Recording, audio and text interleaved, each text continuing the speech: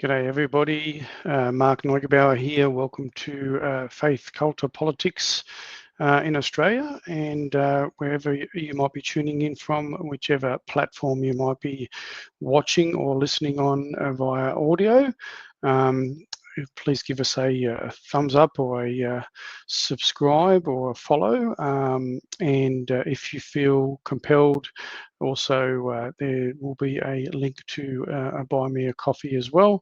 So if you feel that you'd like to support independent media, and we're up against big battle of pushing against the legacy media, which I claim is no longer the fourth estate, hasn't been for a long time, but appears to be in many times an extension or an arm of the state. So look, I'm coming to you as a bit of a follow-up in regards to something out of South Australia that's getting quite a bit of traction and a lot of commentary, and a lot of people rightly concerned about the overreach.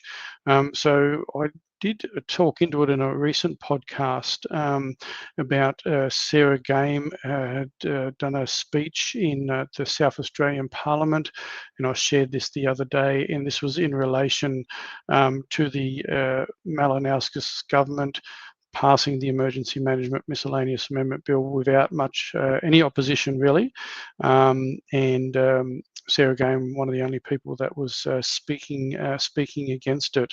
So look, I've got a bit of an update for you. The contribution for this podcast is being provided by a member of the Onkaparinga Valley, my place here in South Australia, Cathryn, who's researched a bit into this and has actually done a farmer's briefing, and I'm going to share that with you. So this is a work done by Onkaparinga Valley, my place, to help farmers understand what the Emergency Management Miscellaneous Amendment Bill 2024 SA will could potentially do into the future, what it means of breaking it down. So I'm sharing this from contribution from someone else that's researched this information. So thank you to Cathryn for putting this together, and I feel compelled to share it via my Substack and other media, wherever you might be listening in from or tuning in from. I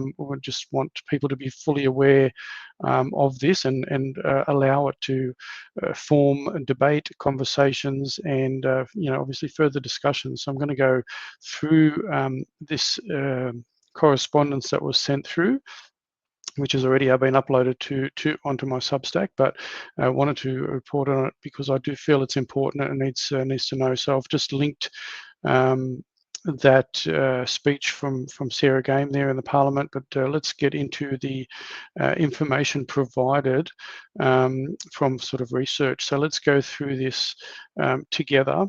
In 2021, the original Emergency Management Miscellaneous Amendment Bill was introduced under the Liberal government under Premier Stephen Marshall. In 2024, Labor revived and expanded it through Minister Dan Cregan, independent in name, but serving as a Labor minister. 2025, the amendments passed through Parliament with both majority parties waving it through. Only Sarah Game, independent, stood against it. The stated purpose is to modernise South Australia's emergency management framework. In reality, it broadens state powers over landholders, stock and operations, embedding permanent new control levers that can be activated at will. So I'm just going to pause there for a really quick second. And so anybody that's lived through the last 5 years, and I've been very, very vocal in speaking out around the overreach from governments all around the world, including our own state government here in South Australia, in regards to what they were able to do under a perceived emergency management plans and legislation.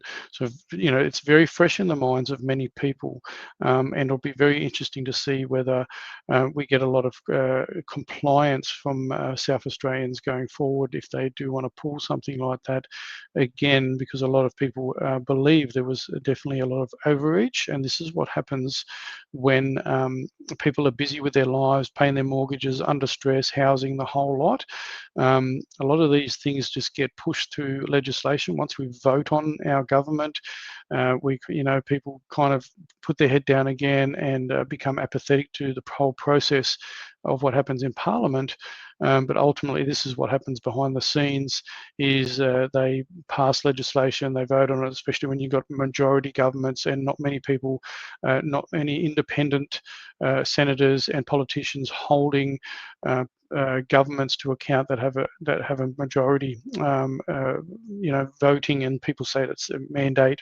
The Albanese government's about 33%, is not obviously the 75% of Australians.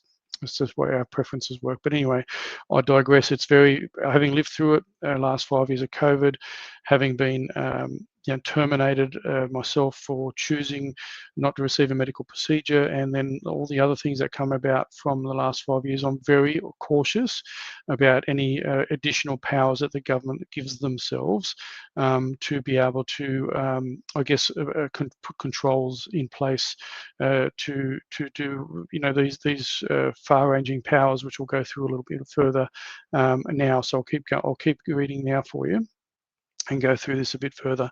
The state of embedding permanent control levers that can be activated at will. So as a sidebar, South Australia's perpetual climate emergency.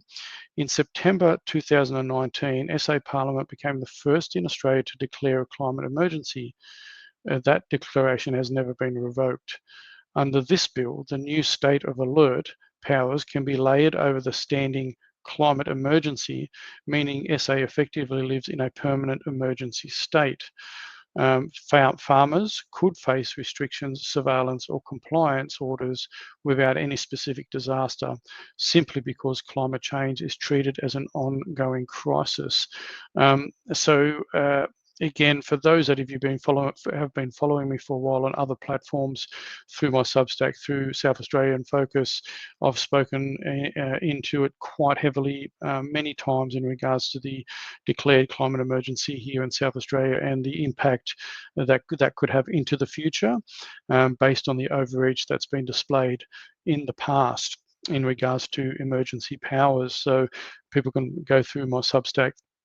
I'm not going to put any links on now. I just want to focus on this other thing, but it's been talked about in a great amount of detail in the past. This backdrop turns every drought, flood, heat wave, or bushfire. Just bring that back up so you can follow along. Into justification for activating extraordinary powers against landholders. So Cregan's framing, this is from Hansard 2024 second reading. There's some links at the bottom of that Substack here that was provided. So strengthening roles and responsibilities. So what Cathryn's done here is, in reality, so explaining what's meant there, in reality, expanding government authority over landholders' stock and operations. So State Recovery Coordinator, which is a permanent role. This would embed an ongoing bureaucracy with powers to intervene on farms under the banner of recovery. State of Alert, which is a new category, allows activation of government powers before an actual emergency exists. This is preemptive control. Farmers could be restricted, monitored, or ordered around on the basis of a forecast or model. And they love their models, don't they? Modeling climate, modeling disasters, modeling deaths, and lots of other things. I'm going to keep reading. Modify or dispense with other acts. Ministers can override legal protections in other laws, example property, planning, environment, water, or ag-related acts during a declaration. Safeguards like checks and balances can be swept aside. Information powers. You can be compelled to hand over records, livestock movement logs, or other farm data. Protection from liability. Officials have immunity from damages caused by their orders, leaving the farmer to wear the costs. Increased fines and penalties. Non-compliance by farmers, example, resisting access, refusing destruction orders, will now carry harsher punishment. Farmer translation of Cregan's words. A new permanent official, recovery coordinator, can turn up after a flood, fire, or biosecurity scare and dictate what happens on your property. A state of alert could be declared for climate emergencies or biosecurity scares, meaning restrictions or forced measures could apply indefinitely. Ministerial override powers means your rights under ag, water, or property laws can be suspended with the stroke of a pen. Livestock destruction, land access, or water diversion could be ordered without guarantee of compensation. If you object or resist, you face penalties, while the official carries no liability. Political positioning 2024. Cregan, independent in name, Labor Minister in reality, introduced the bill and carried Labor's agenda forward. He lent heavily on consultation and broad support language, but the submissions he refers to were mainly from government agencies and NGOs, not farming families. He claimed 98% support for state of alert, but this comes from carefully selected stakeholders, not the rural community who will bear the costs. So here's a little bit of a case study. Let's say, for example, foot and mouth disease scare. Imagine a suspected outbreak of foot and mouth disease in South Australia triggered by imported beef or by false positive PCR test. Under this new bill, 1. State of alert declared, powers activated before any actual outbreak confirmed. 2. Biosecurity plus Emergency Management Act combined, livestock destruction orders could be issued. Entire herds could be wiped out. 3. Land access. Authorised officers can enter farms without consent, police backed if necessary. 4. Data seizure. Farmers forced to hand over stock records, movement logs. 5. Ministerial override. Protections under ag and compensation laws may be suspended. 6. Costs borne by farmers. Officials immune from liability, the farmer pays. 7. Non-compliance punished. Resistance to orders carries fines and penalties. Now we've seen, I think, some examples in regards to fire ants, and we know with the chickens as well being culled as well. So there's already examples of these sorts of things around our country. The red meat industry could be devastated overnight, justified under the emergency framework with no recourse for farmers. So public sector mobilisation 26AC. The bill allows rapid secondment of public sector staff into emergency management roles. Farmer translation. Department of Primary Industry staff may be seconded not to support farmers but to police farmers' actions, investigate breaches and administer fines. Agencies that should advocate for farmers become enforcement arms of the state. We've seen that happen a lot, haven't we? Renewable developers get cooperation, farmers get surveillance. This formalises the weaponisation of government departments against farmers under a perpetual emergency framework. So page 5 for a detailed case study on how this could unfold in a foot and mouth disease scare. Emergency Minister for Energy and Mining powers. The bill expands the powers of the Minister for Energy and Mining to declare an electricity supply emergency and issue binding directions. On paper, this is about ensuring stability and protecting consumers. It's all for the greater good, remember. In practice, it hands government the ability to curtail or cut off power supply, restrict farmers and businesses' use of electricity, and prioritise corporate and government facilities over rural operations. Farmer translation, rolling blackouts or forced curtailment. If the grid falters, as it increasingly does with heavy reliance on intermittent renewables, the minister can cut supply to farms, cold storage, irrigation pumps or processing sheds without compensation. priority for the city, not the land. In a crisis, government and metropolitan infrastructure are protected first. Rural producers may be sacrificed to stabilise supply. Expanded compliance obligations. Farmers running cool rooms, irrigation systems, or solar battery setups could face new reporting or operating restrictions. On a sidebar, the coming perpetual energy emergency. South Australia already experienced a statewide blackout in 2016. With increasing dependence on wind and solar and reduced reliability baseload, risks of instability are rising. Under this bill, such instability can justify continuous declarations of electricity supply emergency. This creates the potential for a permanent energy rationing regime where farmers are routinely told how much power they can use, when and for what. When you combine this with the standing climate emergency declared in 2019 and never revoked, South Australia faces a double bind, a perpetual climate crisis and a perpetual energy crisis. Together, these provide government with a continuous justification to override farmers' rights, curtail operations, and shift costs into the landholder. So this is the call to action, and farmers must respond. Labor introduced it, Liberals waved it through, only Sarah Game stood firmly against it. Note, the bill was originally created under the Liberals in 2021 under Stephen Marshall's government. Labor expanded it in 2024, Cregan in 2025, both majors backed it. Ben Hood, a Liberal, attempted a minor agricultural amendment, but it failed. So this is like the recap of that is just showing you that neither side of the major government is interested in your rights, liberties and freedoms, and are looking at putting in place things to restrict you further or for them to control you further under a supposed declared emergency. So just very aware of that when you're going into another election, especially a state election in 2026. What farmers must do.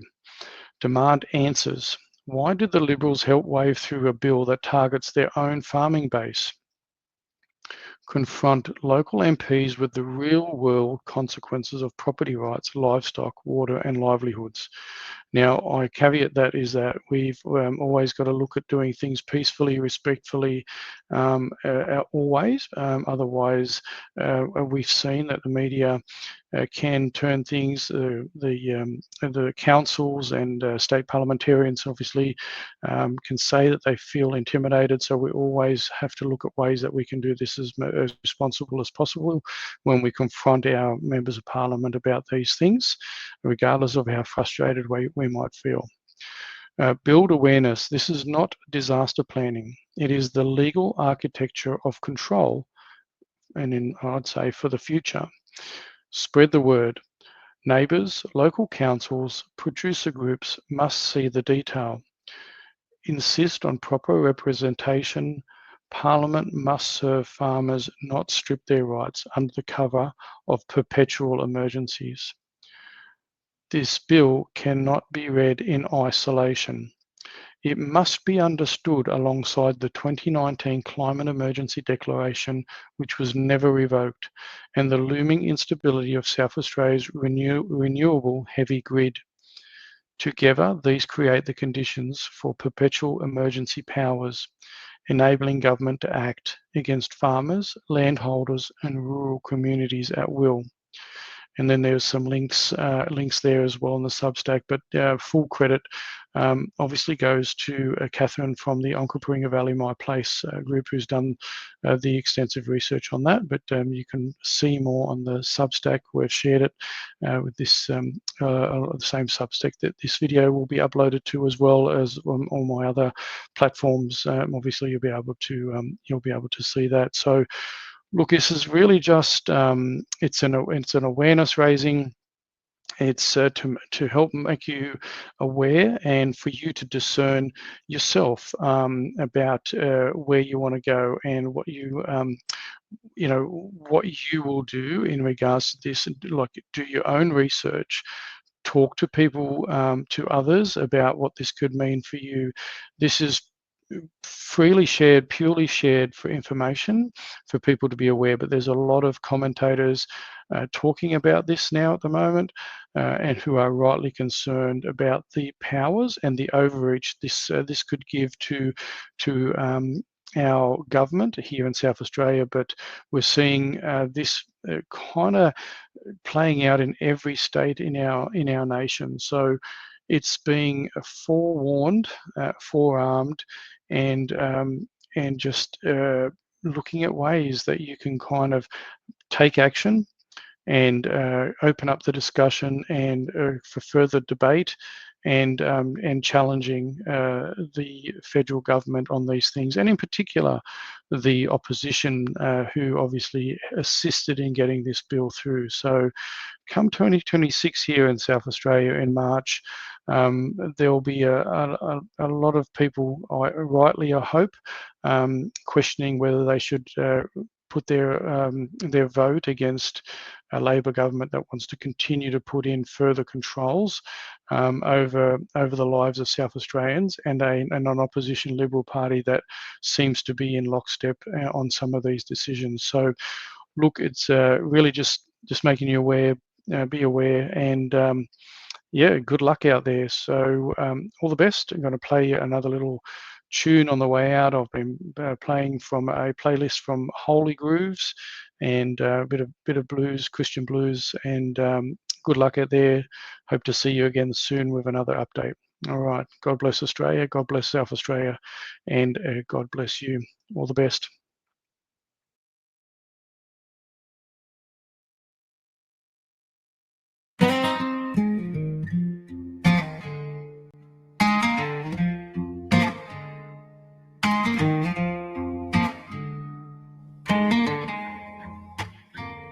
The path of the righteous shines like the morning light. Starts out in the shadow, but it grows so bright. Every step a little clearer, every mile a little true, till the day of glory comes and He makes all things new.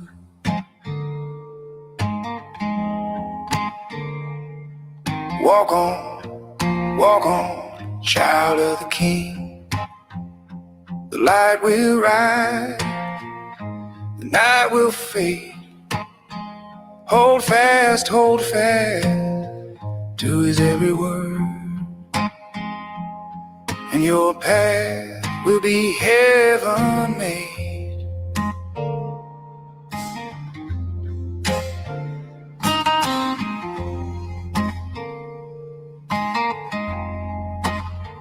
I've walked with the wicked, felt the chill in their shade, heard the voice of the tempter in every deal I made.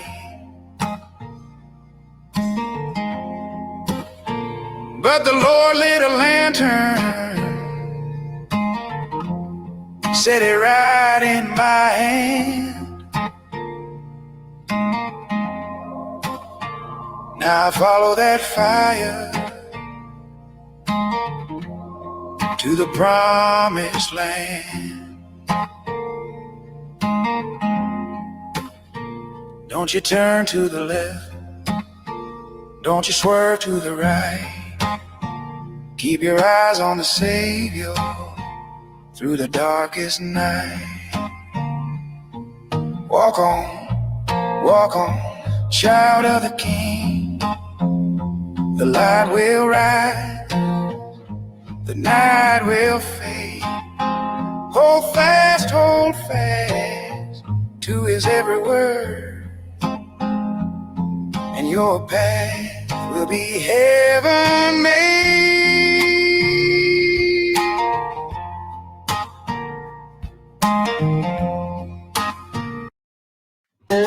Master, we know that thou art true, and carest for no man, for thou regardest not the person of men, but teachest the way of God in truth. Is it lawful to give tribute to Caesar or not?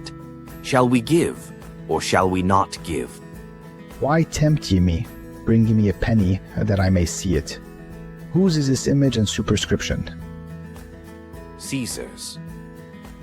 Render to Caesar the things that are Caesar's, and to God the things that are God's. Watch out that no one deceives you. For many will come in my name, claiming, I am the Messiah, and will deceive many. You will hear of wars and rumors of wars, but see to it that you are not alarmed. Such things must happen, but the end is still to come. Nation will rise against nation, and kingdom against kingdom. There will be famines and earthquakes in various places. All these are the beginning of birth pains.